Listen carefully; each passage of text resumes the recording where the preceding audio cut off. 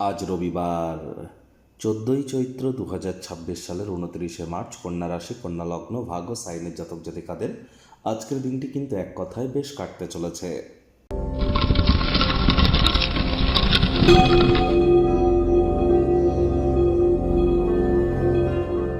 ভিডিওটির শুরুতে আপনারা স্ক্রিনে দেখতে পাচ্ছেন ভগবান হরি বিষ্ণুর একটি মন্ত্র, ওম নমো ভগবতে বাসুদেবায় নমঃ।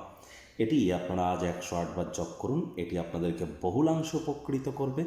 দেখুন, রাজযোগ চ্যানেলের তরফ থেকে আপনাদের সকলকে আজ কামদা একাদশীর হার্দিক শুভেচ্ছা ও অভিনন্দন রইল।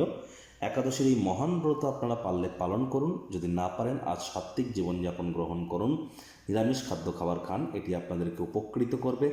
আজকের দিনটি ঘটনাবহুল একটি দিন। প্রথম কথা, রবিবার, আর রবি গ্রহের একটি রাশি কিন্তু সিংহ রাশি।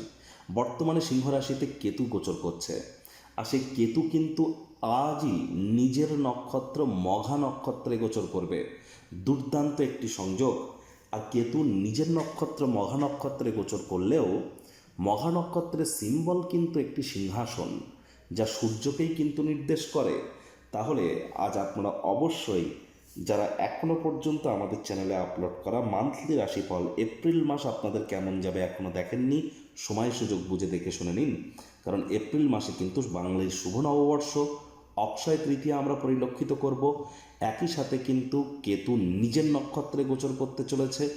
অঙ্গারক যোগ থেকে আমরা মুক্তি পাব, জড়ত্ব যোগ থেকে আমরা মুক্তি পাব। শুক্র স্বগৃহে বিরাজমান হতে চলেছে, বুধাদিত্য যোগ তৈরি হতে চলেছে। বৃহস্পতি বুধ দুটো গ্রহই কিন্তু মার্গী হয়েছে। সুতরাং মাসিক রাশিফল, মান্থলি রাশিফল যারা এখনও শোনেননি এপ্রিল মাস কেমন কাটবে, ইমিডিয়েট শুনে নিন।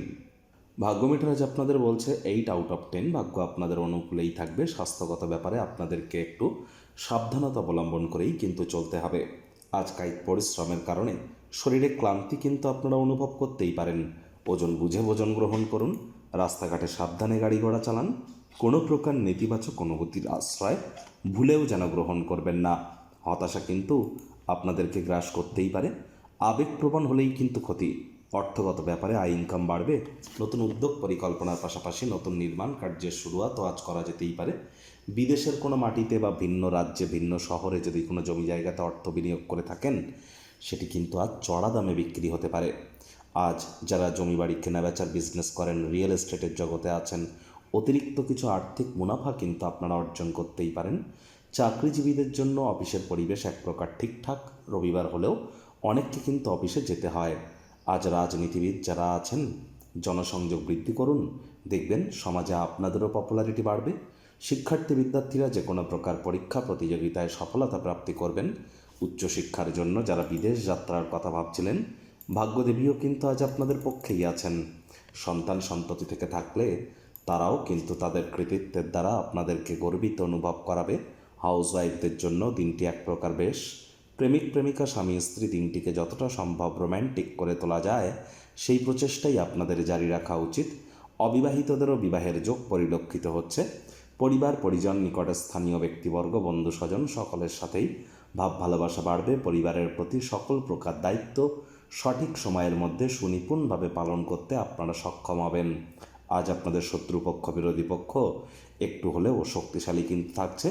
সুতরাং এ বিষয়ে আপনারা সজাগ দৃষ্টি বজায় রাখুন।